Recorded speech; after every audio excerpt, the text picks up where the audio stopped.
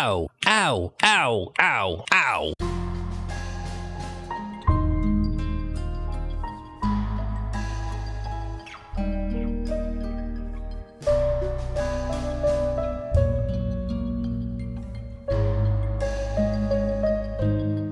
What's going on, guys? If you haven't guessed it by the intro of the video, today's video we're making heart animations. So when you take damage, instead of it just like losing the heart or whatever, you actually have like an animation. I've also set it up in a way where if you take multiple damage at once, you can lose multiple hearts at once and they all become animated. There's no limit on this. The method takes an integer and you could just type in as like you can damage yourself as much as you want. I got this idea when I was playing Lego Fortnite. I got hit by a wolf and it did a lot of damage and I thought it looked really cool when all of my hearts just had like an animation at once. So I thought maybe I'll just add that to my game. So if you're not following my video series, you can still get this heart script for free from the description. All you have to do is drag it onto your character, and then you obviously need to put heart images into the slots where they belong. So obviously there's going to be heart images that come with it, but you can use whatever ones you want. In the rest of the video, I'm going to be showing you how I made the animation, and then I'm going to be showing you all of the script and what it does. So the other thing I want to let you know is in order to call the take damage,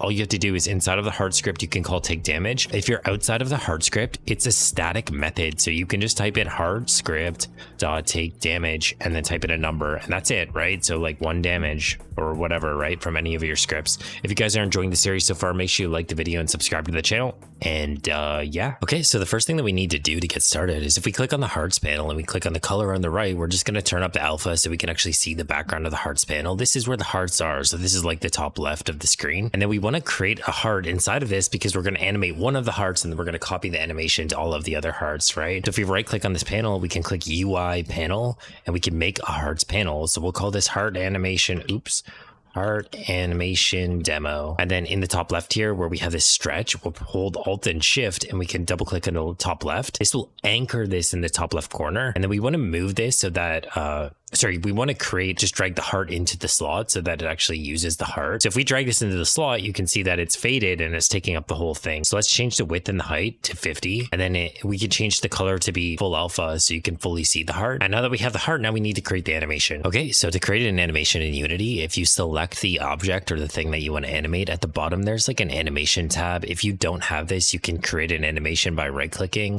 and pressing create animation. And then after you create the animation, you can double click on it. It will open it. You can click on the object and then you can click this create button, which will create an animation for the object. So we just want to name this heart animation, or you could call it whatever you want to. It doesn't really matter. The name doesn't matter. So when you have this created, if you click on the heart object that you want to animate, you can click this record button at the bottom here. And then what you can do is you go to 50 seconds and we're just going to change the size of the heart. So if you click this lock button on the scale, you can drag this over until it's like 5 or something, however big you want it to be. And then at the same time, we're going to change the color to be 0 in the alpha. So as it becomes bigger, it disappears. Now, if you look at this, so let's stop recording for a sec. If you watch this animation, you can see that it's growing towards the middle of the screen, which that's what I'm going to do in my game. But if you want it to grow in the same spot where it is, you can change the pivot to be 0.5 and 0.5. So if you set it up like this and you press space, you can see that it grows in the same spot that it's at. And you can change all of the settings. So everything over here, you can change anything you want to. All you have to do is click the record button and then click the time at which you want it to be changed. And it will like blend between the two. So you notice like at this frame, it doesn't just randomly jump the full size 5.22 over the time frame. It changes like smoothly until it's 5.22, and same with the alpha, it smoothly goes between the two. Okay, so when you're done this, it should have created an animator controller automatically. Okay, so when you create an animation on an object, this controller will automatically be added to the object. This is how you control the animation. We're going to need to add a copy of this animator to all of the hearts because we add the hearts via code, right? So we need to add this animator to all of the hearts, and then we want to change the animator. So right now the default state is to do the animation that we just created, but if that happens right away, all of your hearts will just disappear. So instead of having that as a default state, we need to create a new state and then just right click the new state that you've created and set layer as default state. What this will do is instead of it doing this animation right away, it will do this animation, which has no animation in the motion slot, so we'll do nothing, right?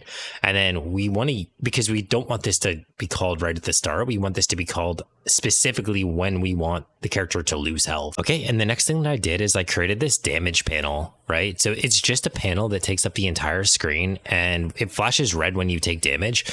This really adds to the effect. You need something like this or a screen shake or something along those lines so that you actually like, it helps you understand that you've been hit. It really adds a lot to the effect. So to make this, all you have to do is right click on the canvas and create a new UI panel.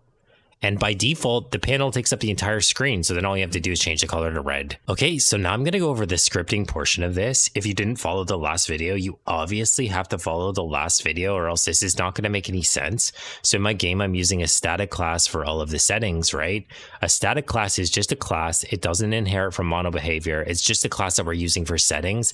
You can access any of these variables inside of this class by just calling the name of the class dot the variable name. This is very, very useful for settings and different things like that within your game. So inside of the player static class, we've added the heart animator that the animator controller, because we need to put this on all of the hearts, right? And we've added the damage panel as well, okay? Then in the initialized player, we've created a public slot where we're able to put the damage panel and the animator controller. So these two variables at the bottom. And then we've set the player.damage panel and the player heart animator to be these things. Now, this is something that we've been doing throughout the entire series. So if you've been following, this should make perfect sense to you. So then inside of your actual game, if you click on the player, you can see that there's a slot for a damage panel and the animator controller. So you need to drag the damage panel into the damage panel slot and the animator controller into this slot. So now that we've added these variables to our player class, we're able to access them inside of our heart script where we actually need them. So when we're drawing the heart, this is the method that actually puts the heart on your screen in the top left corner, right? We need to add the animator. So we're adding a component for the animator and we're setting the runtime animator controller to be the heart animator that we made, which means that it will have access to this heart animation that we made, right? So it won't default to it, but this, if the animator is added to the heart, we can call that animation whenever we want to. So this is also where you can change it so that the pivot is 0.5 and 0.5. If you do this, the heart will expand in centered position instead of going towards the middle of the screen. You can set that up if you want to. I'm not doing that. I like it going towards the middle. I feel like if it goes towards your player, it's going to look kind of like more obvious to the player, but it's your own game, right? You can make it however you want to. So in the update method, I've set it so that you can take either 1, 2, or 3 damage. Now, this is not limited to 3 damage. You can take as much damage as you want, as long as it's within how much health you have. If you take more than how much health you have, your character will die, and we'll go over that when we get to it. So right now, if you press I, O, or P, it will take the damage respectively to how much damage you want to, right? I've also set it so you can heal yourself the maximum health. So you set your player health to the max health and it redraws the hearts. So this is just so that when you're testing it, you can click the different buttons and you don't have to go out and back into the game in order for that to happen, right? So now we need to go over the take damage method, okay? So if you press F12, when you click take damage in one of these methods, if you press F12, it will immediately jump to that method. And this method is static. Static means that if we're in another class, like let's say we're in the bomb script and you know, your player's in the radius, sorry, this is not where the bomb blows up, but your player is in the radius, he's in the radius of the bomb and he's going to take damage, right? Let's say this is the bomb method. It's not, this is just a random method, but I don't want to go find it, right? You can type in heart script dot take damage from anywhere in any of your scripts in your entire game, which means after you've set up the heart script, you don't have to go into this script ever again. You can just call it like this. You don't even need a reference to it at all, right? So this is super important because this saves you from ever having to like go into your heart script and like, you don't have to get a reference to it. You don't have to do anything like that. It's really, really good, right? So the first thing this does, it checks if your player is invincible. We've added another Boolean value to the top of the player class. All of these scripts are going to be in the description of the video for free, by the way. It's going to be in a package format, so you can overwrite your scripts with my new scripts and it's going to work automatically. But yeah, we have this Boolean value for invincibility, right? When you get hit, you're invincible immediately because we don't want your character to take multiple damage. Even if you just tap the button for like I and it does 1 damage, it will do it based on your frame rate. So like 1 frame is like less than a millisecond before your next frame happens. It will do it multiple times, even if you just tap the button, right? We don't want it to do it multiple times. We only want it to be able to do 1 damage per time you click the button, and there's a delay before you can actually do it again. So now's when it's going to get a little bit confusing. So we have coroutine manager.instance and then start coroutine. So let's start with what a coroutine is. A coroutine means that you're going to have a method like this method, for example, that happens over a period of time instead of happening immediately. So when we set him to be invincible, we don't want him to be uninvincible immediately, right? So we have to set him back eventually. We're going to start a timer, and then after the timer, then he's going to become invincible, like hittable again, or not invincible, right? So if we go up to this method, uninvincible, all it does, so these are always going to be enumerators, right? This is static as well, because static methods can only call other static methods unless you have an instance of it or whatever, right? So we have this enumerator called uninvincible, so it waits half a second and then it sets the player to not be invincible. So this is the syntax for this. After you've done this enough times, you just will remember this, but it can be really confusing. This is why I typed out the script first, and now I'm just recording this as aftermath, because I don't want this video to be an hour again. People don't watch videos that are an hour long, so I'm just going to be showing you how it's working.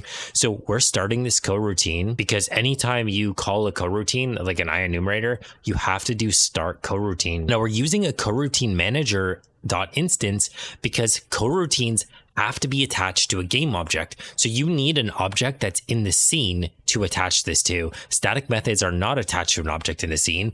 Static classes are not attached to an object in the scene either. So this has to be, though, the coroutines, they cannot work without being attached to an object in the scene. So we've created a coroutine manager at the bottom here. Okay, you can just copy this. You're going to need to do this in every project that you ever make forevermore, right? So you have a coroutine manager, which has a static instance. And then in the constructor of the instance, we're creating a game object, right? And we're adding this game object to our scene, so that way we can have something to attach this static method to, because coroutines have to have a game object to be attached to. Okay, so you have to copy this. You don't have to understand it. You probably never will. It doesn't matter, right? Basically, we're just using this to have a game object to attach the coroutine to. And again, this is why I didn't do that. Like, I didn't want to type this out. It's not even like, you don't even need to worry about what this is doing. You just need to know that in order to use a static method with a coroutine, you have to make a coroutine manager, so you can have an instance of an object to attach the coroutine to. So if I didn't lose everybody right there, I'm probably going to lose everybody right now. It's about to get even more confusing if that's possible. So for I is 1 and I is less than equal to damage, right? So I is going to be damage. So like, let's say this number is 1, this will do 1 damage to the player. So let's just go through this really quickly.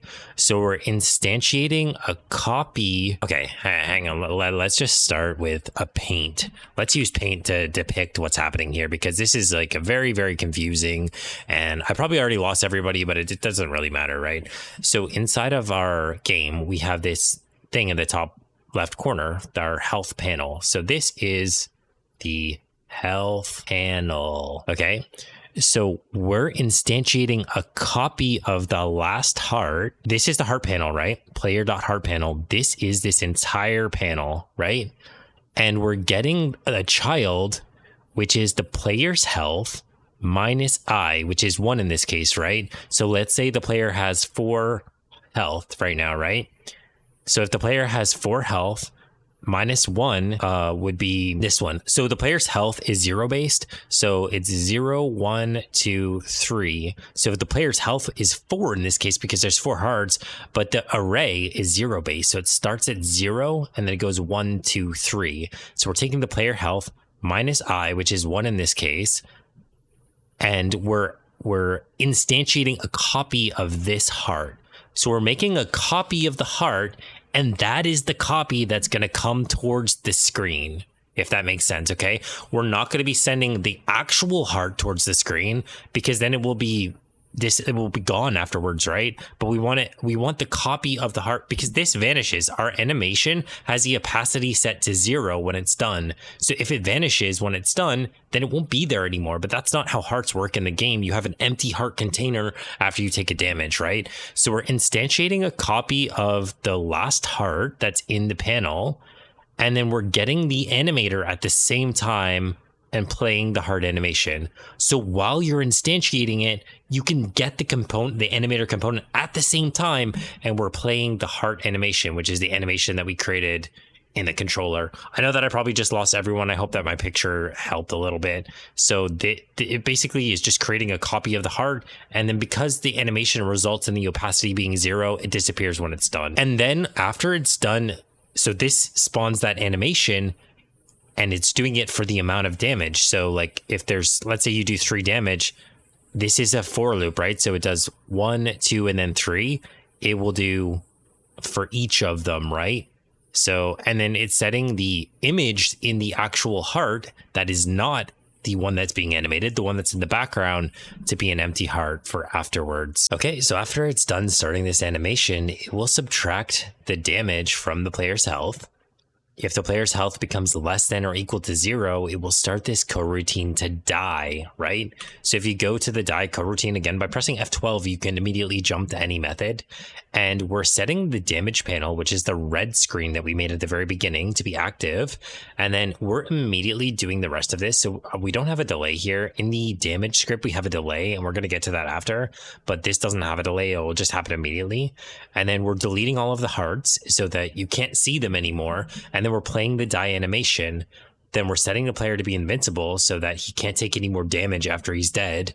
And then we're destroying all of the scripts that make him do things. So like inside of my player, I have a bunch of scripts like you're able to spawn a bomb, you're able to change rooms, you're able to attack, you're able to move. You can't do any of these things after you die. So I'm deleting the scripts from the player. Now, one caveat to this is that if you start the game over, you'll have to re-add the scripts, or you'll have to reload the entire scene or something like that. So you might want to just disable them instead of like deleting them.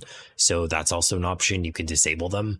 But yeah, and then we're after that's done, then we're setting the damage panel to be not active. Okay, and the last method we need to go over is very similar to the die method, but this is what happens if you don't die. So if you take damage, so it sets the damage panel to be active. So basically what that's doing is this, right? So your screen goes red, and then 1/10 of a second later, it goes back to being not active. So like it only flashes this, and then it waits another 0.4 of a second, and it deletes all of the hearts in the heart panel. The reason being is that when we created the animation of the 3 hearts, we created 3 copies of the hearts. And if you don't delete them, they'll be added inside of the hearts panel still. So the next time you take damage, it will actually do it on the animated object that's invisible, so it won't work properly. So you have to run this, or else it will not, like, you'll have a bunch of extra hearts in your hearts panel. And then, like, let's say you've been playing for like an hour or something. What if you accumulate hundreds and hundreds of hearts and it starts making your game lag? So you need to make sure that you delete the hearts and then you redraw them. Otherwise, those 3 animated hearts, or however much damage you take, number of hearts, have to get deleted from your hearts panel, and then this just redraws the hearts. All right, I think that's it for the script. If you guys do have any questions, you can definitely join my Discord and just ask me there. I'm usually there between the hours of 9 a.m. and 5 p.m. Eastern Standard Time. But yeah, if you've copied this correctly into your game, if you press one of the respective buttons, you should see your hearts kind of like fading towards the screen, and you can make the animation whatever you want to. I would definitely recommend messing around with it and just make it your own. And you could change the colors to any color you want. You could make the size different. You could make them rotate. You could do whatever you want to with them. But yeah, if you guys enjoyed the video, make sure you like the video and subscribe to the channel. It really means a lot to me, and I hope I'll see you guys in the next one.